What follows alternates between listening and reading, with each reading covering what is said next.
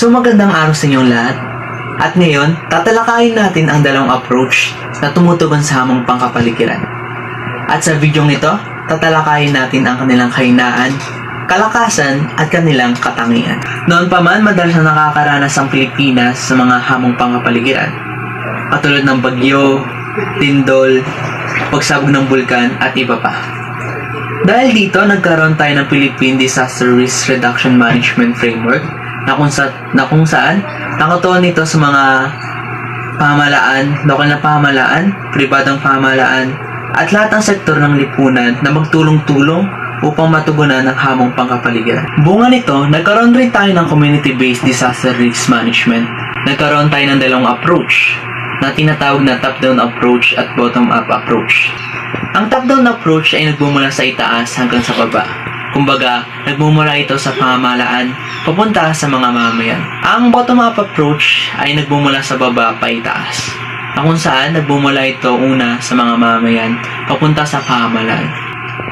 At sa mga susunod na videong ito, tatalakayin natin ang katangian, kalakasan at kahinaan nito.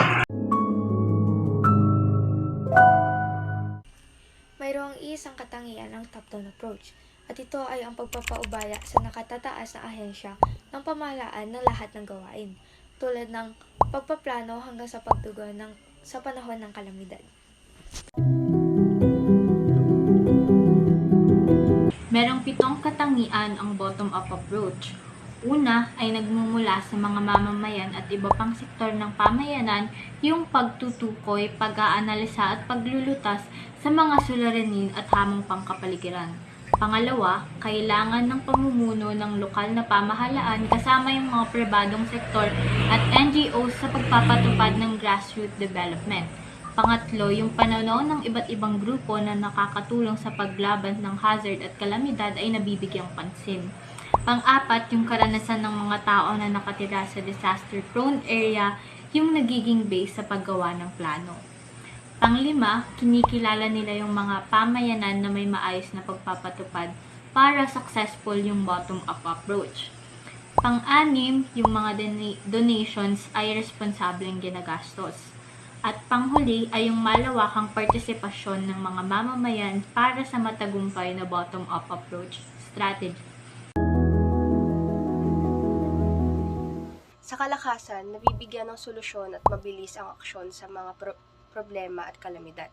Dahil ang mga mamamayan ang nagpaplano at aaksyon sa mga suliranin, mas napapabilis at napapadali ang pagtukoy at paglutas sa mga suliranin.